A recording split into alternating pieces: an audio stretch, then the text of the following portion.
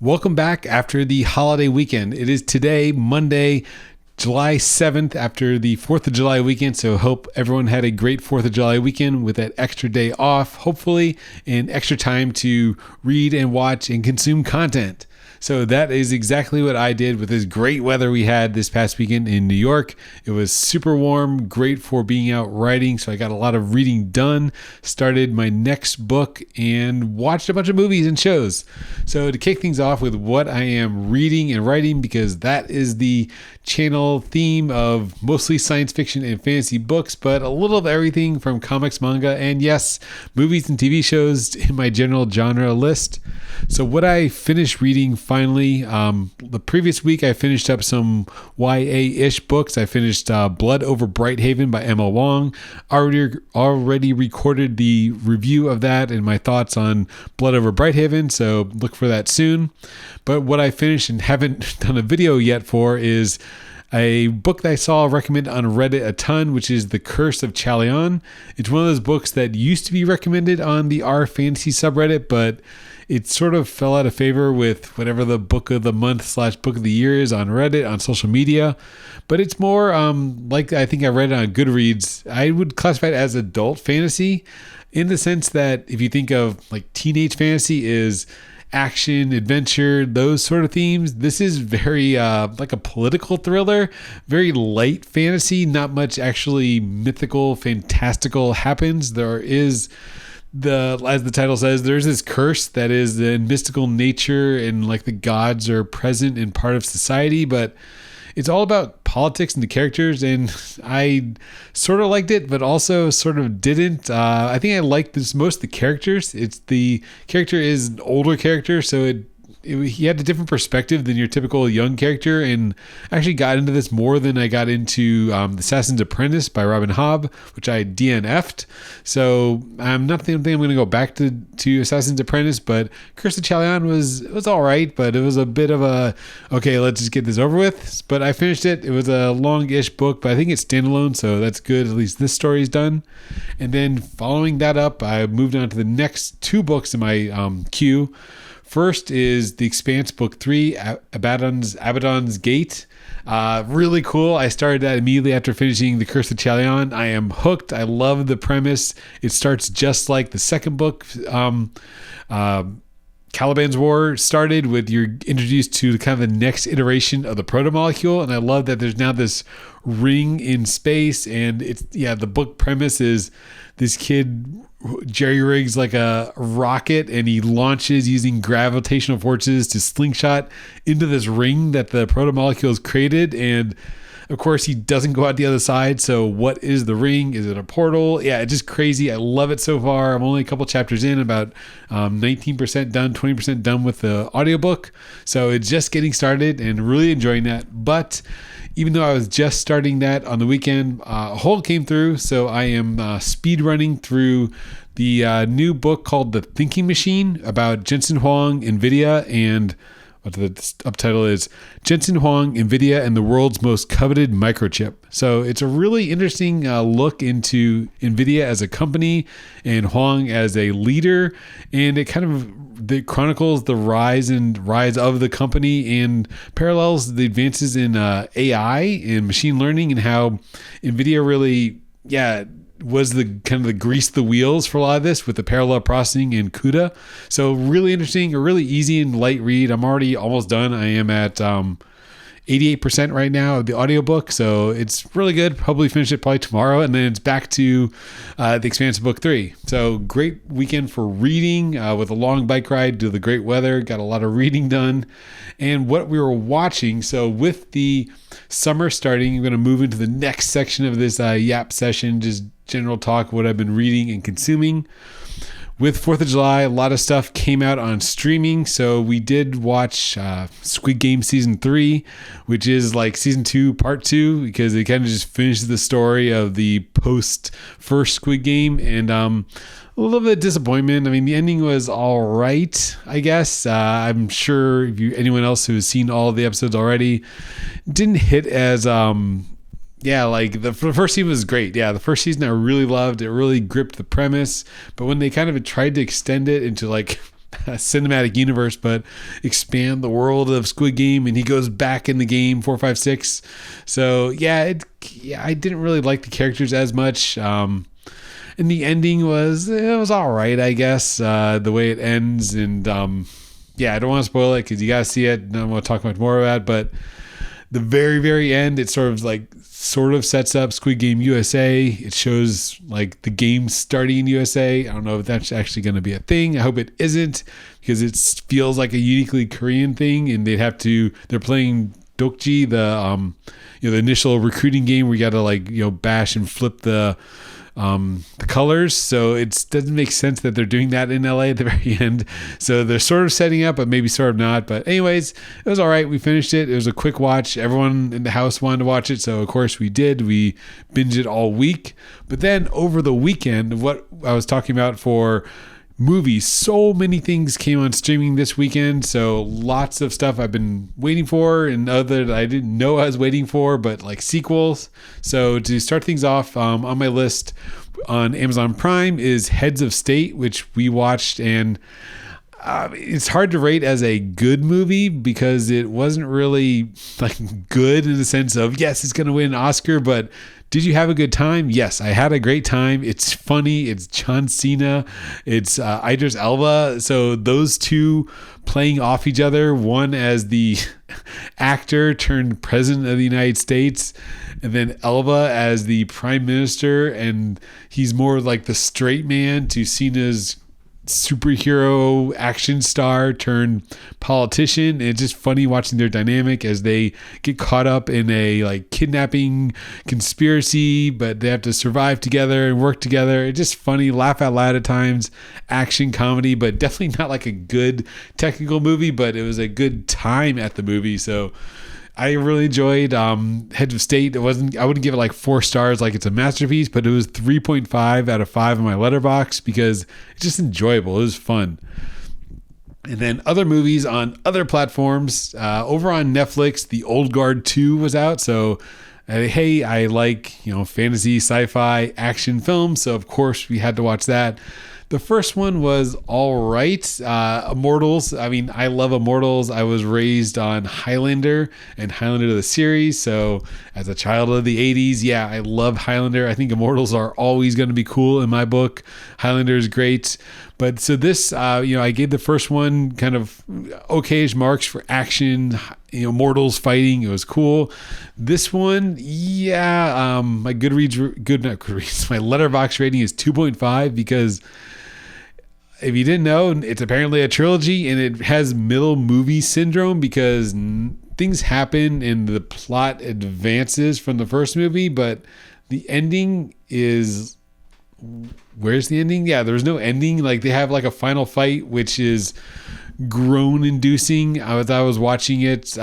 Why is Kill Bill flying the helicopter so close to Andy? So Discord, the female antagonist, and Andy is our protagonist from the first movie.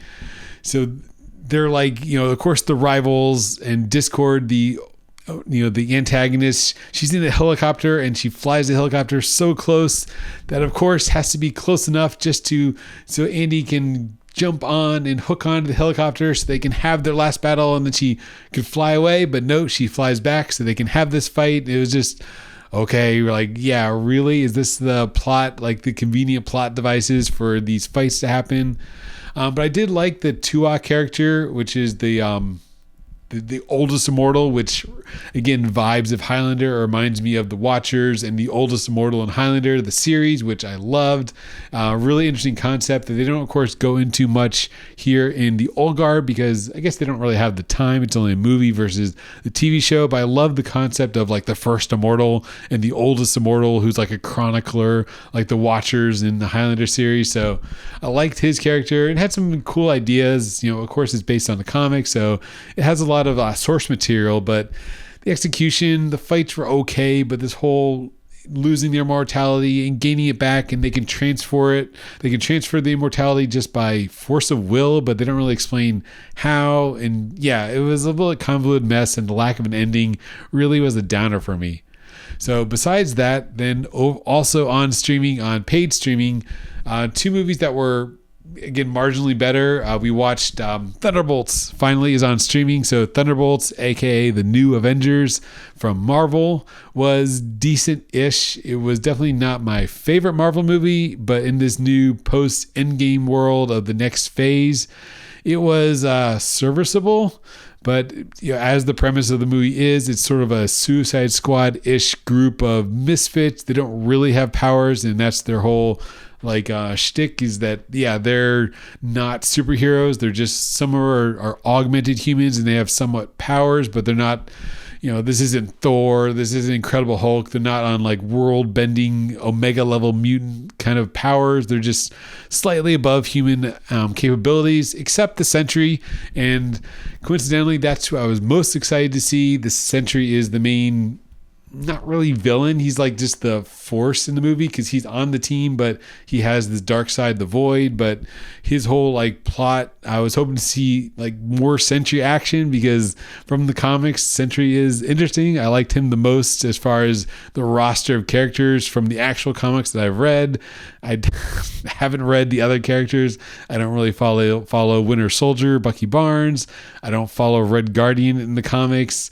Yeah, so the characters were all passes for me that I wasn't really invested in the first place for Thunderbolts, but I wanted to see Sentry, and there wasn't enough Sentry really in the plots. But again, it was all right in this new phase. Nothing amazing, but with the final credit scene, yes, I am actually really excited for Fantastic Four. Some of the Fantastic Four runs have been great, especially, of course, the Hickman run is my all-timer for Marvel runs. I love the Hickman's Fantastic Four run. It was just masterclass with the ending in Secret Wars, so I am super hyped for the Fantastic Four movie, and hopefully it captures some of that magic, even though I know it's sort of the Galactus origin story, but Fantastic Four is actually grew on me after I read Hickman, so looking forward to Fantastic Four. And yes, the extra credit scene with the Fantastic Four ship was the best part of the movie for me.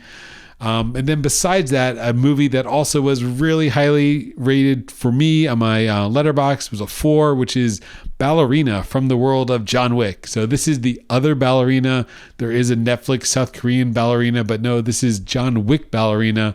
And I love John Wick Ballerina. It was great. Yeah, okay, the plot is an excuse for the action to happen. So John Wick does, eventually kind of comes to a pretty decent, interesting plot, especially as the world expands in the later movies.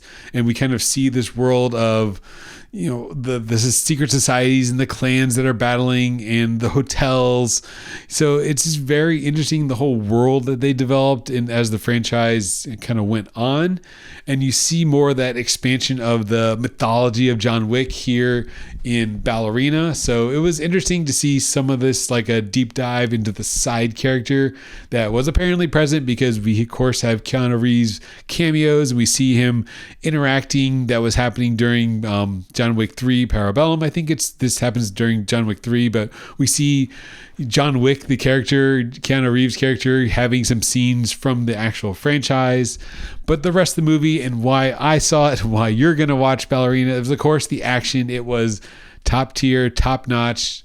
Everything you liked about John Wick from an action choreography standpoint and cinematography standpoint was totally on display here. The fights were amazing, very inventive. I love the camera work as they followed the fights, and all the action just felt brutal and real. And yeah, I really was in the moment in the fights and all the action in Ballerina. So for that, it got really high marks. And just, again, this expanding of the John Wick universe, the multiverse of John Wick, it just was great to see that cinematic universe in the John Wick film and go to this village where this clan is.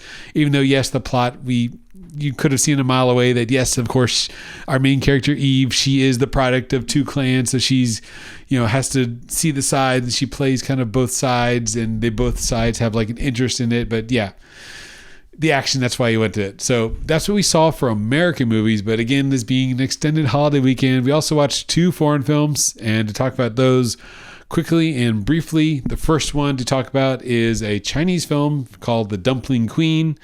This one was not the greatest plot either. It was kind of almost a propaganda film, because it's a biography, kind of a story of a dumpling seller that created a dumpling empire and starting in Hong Kong. But because it's kind of a historical film, it was great to see the kind of past of China and what gave Rose how this seller rose to prominence, the struggles she endured during that time. This is like the 70s, 80s. So we see the change in China as she comes from Chongqing to Hong Kong, and her struggles as she kind of develops and lives in this world pre-handover, then post-handover, and then as she builds up her dumpling empire. It was definitely like a feel-good kind of New Year's kind of movie, but it was, about dumplings and about food and culture and family and found family. So had all those warm, fuzzy feelings. Not the greatest plot, not per se like a tearjerker, but it was just that sentimental, feel-good movie of this story of like a rags to riches story of this dumpling empire. So it was good. It was interesting. And then on Sunday, the last movie to cap the weekend was an old retro movie, and that was 2004's, I think it's 2004's Godzilla Final Wars. And this is Godzilla as an anime on steroids, and watching it now in 2025. So Final Wars is the end of the Toho series, where it's like the Men in Suits series of Godzilla, not the current King of the Monsters, which are great. I love the Godzilla movies, but the old style like model sets, you could tell they're model sets when they're blowing up, like the tanks blowing up are clearly models sometimes. And when Godzilla's or any of the kaiju are rampaging, yes, it's models. It's a little cheesy, the special effects watching it 20 years later. But the costumes, the characters, they look exactly like Kaiju number 8 costumes, so you can definitely tell that Kaiju number 8 was inspired by Godzilla Final Wars, and all the characters and the whole movie is like an anime. It's very over the top. The Earth Defense Force are mutants, and there's this whole new type mutant plot going on. So there's akin to like a Gundam series where the next stage of human evolution, these mutants that have extra powers so they can fight the kaijus, and then Godzilla's there, and he's, just so many kaijus show up. It's just like a destroy all monsters, like a final finale with all the characters back. They're all fighting. The humans are enhanced. They're fighting. There's aliens, the X-aliens. Yeah, it's just crazy. It's just fun. It's just a fun time. The plot, it moves very fast like an action anime, so it doesn't overstay its welcome. It gets right to the action. None of this human drama that most Godzilla movies, have that human element, especially the modern ones where they don't want to spend so much time on CGI, so there's always those human subplots. This one in Final Wars, yes, you have the humans are doing their thing and trying to protect the Earth, but the focus is definitely on the monsters and they're fighting, and Godzilla is saving the day. So that was our weekend wrap up of a decent number of movies with the extended weekend, and like I said, a decent number of readings. So I'm finishing up The Thinking Machine by the Jensen Huang Nvisia story, and then just earlier today, the next book of the Bloodsworn trilogy came available in my library, so I've got to finish up the Expanse, and now I'm moving on to Bloodsworn 3, so I'm excited to finish up Thinking Machine tomorrow, and then back to the world of the Expanse, speedrun that hopefully by this weekend, and hopefully get to Bloodsworn 3. So thanks for watching this catch-up session of what my extended weekend was about for as far as movies and reading. Hopefully you had a great holiday extended weekend and got a lot of your goals accomplished, whether it's reading, viewing, or anything, or playing games or anything in between. So thanks for watching this, and have a great day.